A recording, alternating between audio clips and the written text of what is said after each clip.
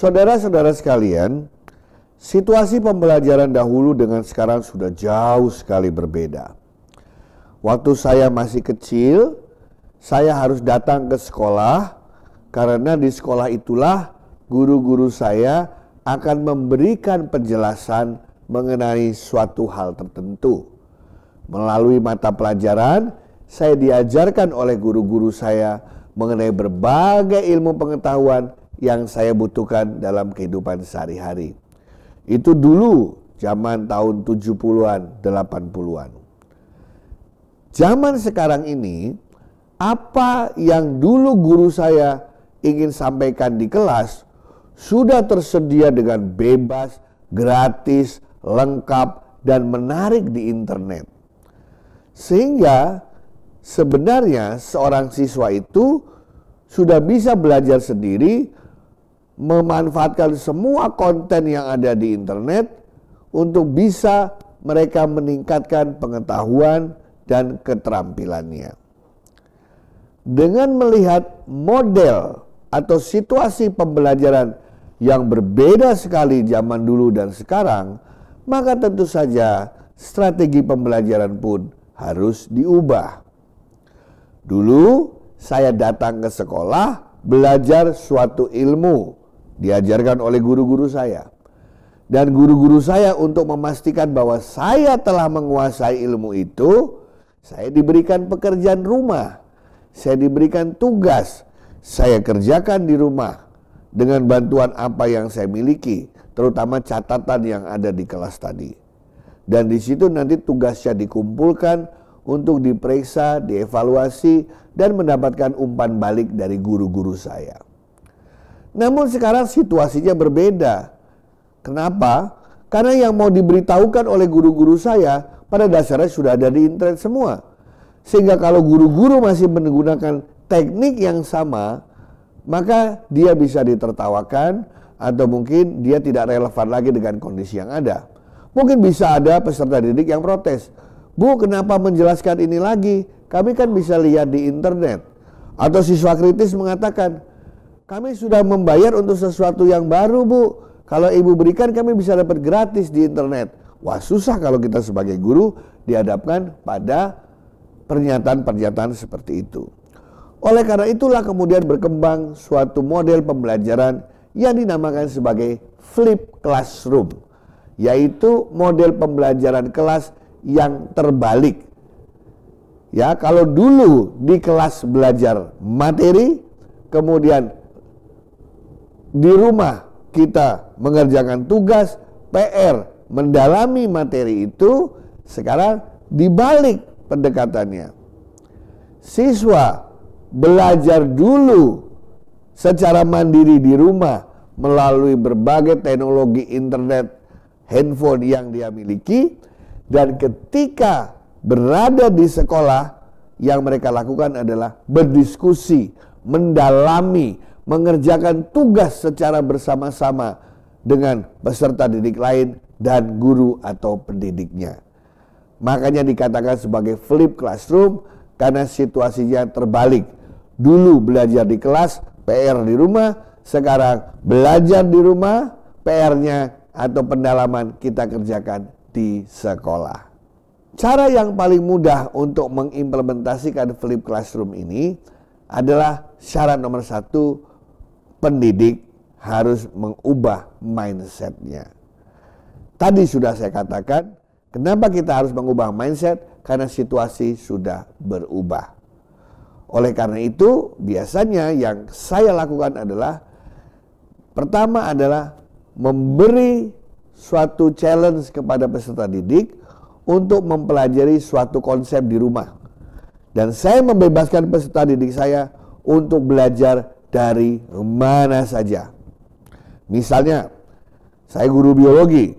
Saya bilang ke peserta didik saya, minggu depan di kelas kita akan berdiskusi mendalami hal-hal yang berkaitan dengan sistem pencernaan tubuh manusia. Nanti pada saat di kelas kita akan berkompetisi. Kita akan bermain pakai Kahoot atau quizzes.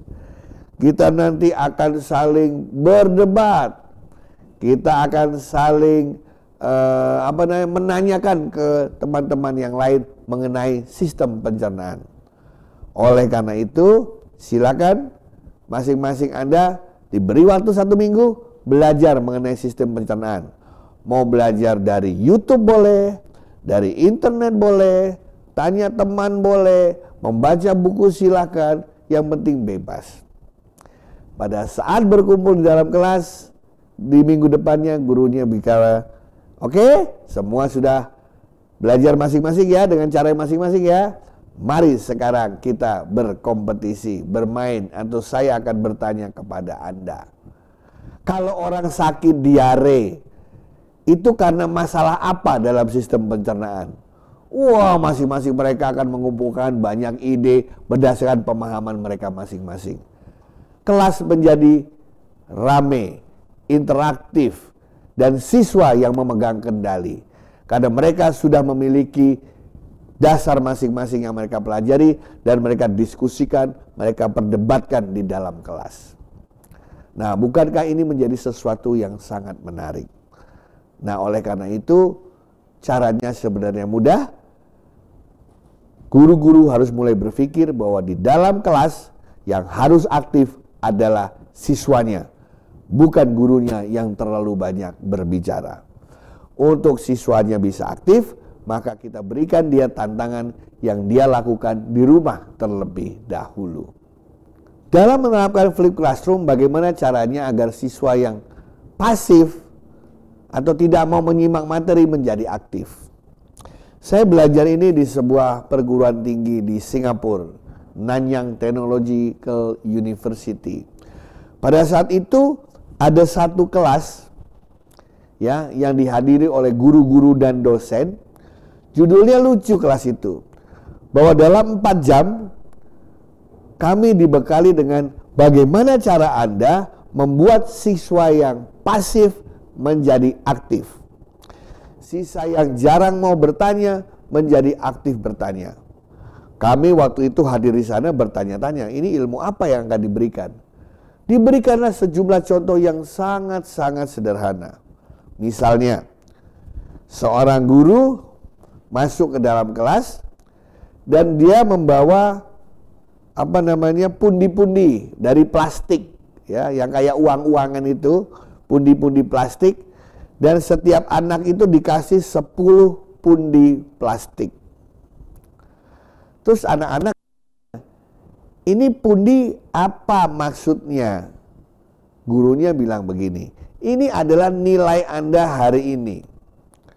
Nanti selama 2 jam pembelajaran Bapak mengajar, ya, kalau Anda bertanya, maka Bapak akan mengambil pundi-pundi Anda sesuai dengan kedalaman atau kualitas pertanyaan. Misalnya, Anda namanya siapa? James. James, kamu kan punya 10 pundi. Iya. Kalau nanti kamu bertanya dan menurut Bapak pertanyaanmu bagus, Bapak akan mengambil 3 pundi. Itu artinya kamu sekarang sudah mendapat nilai 30. Loh, Pak, kan cuma 30? Iya, kan aku pengen nilai 100. Ya, supaya nilai 100, kamu harus bertanya lagi. Karena setiap kali kamu bertanya, saya akan ambil pundi-pundimu. Belum pelajaran selesai, semua udah angkat tangan, pengen nanya. Ada takut waktunya habis, pundinya belum diambil oleh gurunya. Atau sebaliknya, ketika gurunya memberikan challenge untuk menjelaskan suatu konsep, mereka yang berani untuk mencoba, walaupun salah tidak apa-apa, pundinya akan diambil. Dengan kata lain, siswa di dalam kelas itu tujuannya cuma satu, aku pengen dapat nilai setinggi mungkin. Aku pengen pundi-pundiku diambil sedapat mungkin oleh guru-gurunya itu.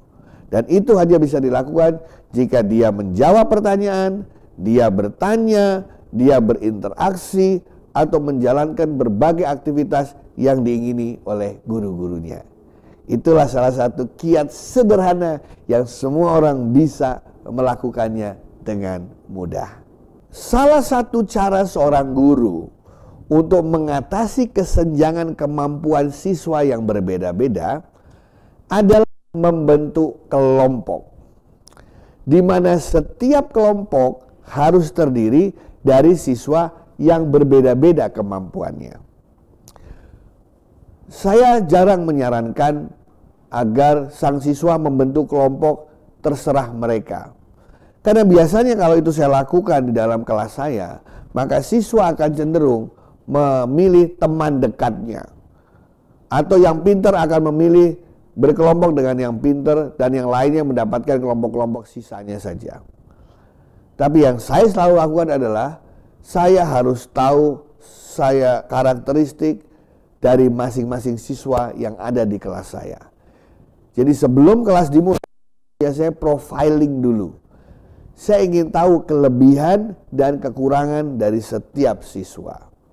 Ada siswa yang kuat dalam hal menghafal, tidak kuat dalam hal menghitung.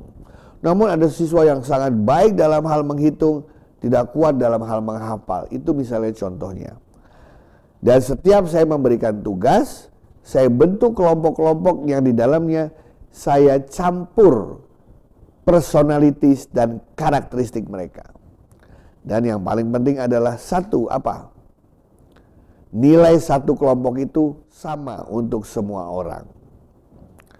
Dan dalam rubrik penilaian yang saya kembangkan, ya, yang saya nilai bukan saja hasil kerja kelompok dari mereka, tetapi juga setiap anggota kelompok saya minta untuk menilai teman-temannya yang ada dalam satu kelompok. Siapa yang sering membantu dia, siapa yang sabar menolong dia ketika mereka ada masalah, siapa yang terlalu mendominasi dan sering marah-marah, siapa yang tidak pernah mau berpartisipasi. Dengan cara demikian, maka semua orang mau berpartisipasi. Ingat, setiap manusia, individu punya kelemahan dan kekuatannya masing-masing. Seringkali kita hanya melihat dari satu dimensi, penguasaan terhadap ilmu saja. Tapi kita tidak pernah melihat dimensi lain seperti dimensi soft skill, kemampuan berkomunikasi, kemampuan berbagi dengan orang lain, kemampuan untuk berempati. Padahal itu adalah hal-hal yang penting dalam kehidupan. Oleh karena itu para guru, bentuk kelompok-kelompok dengan anggota yang beraneka ragam dan integrasikan ke dalam instrumen penilaian agar mereka juga saling menilai kontribusi antar mereka. Efektivitas keberhasilan pelaksanaan Flipped Classroom diukur dengan dua, yaitu apakah tujuan pembelajaran yang sudah dicanangkan terpenuhi oleh seluruh peserta didik. Kalau tujuan pembelajaran berhasil dikuasai oleh semua peserta didik, artinya kita sukses. Dan yang kedua, proses yang dilakukan untuk memenuhi tujuan pembelajaran ini juga proses yang sudah kita rancang untuk menerpa anak-anak agar memiliki kompetensi yang dibutuhkan di abad ke-21. Misalnya yang kita kenal dengan 4C itu.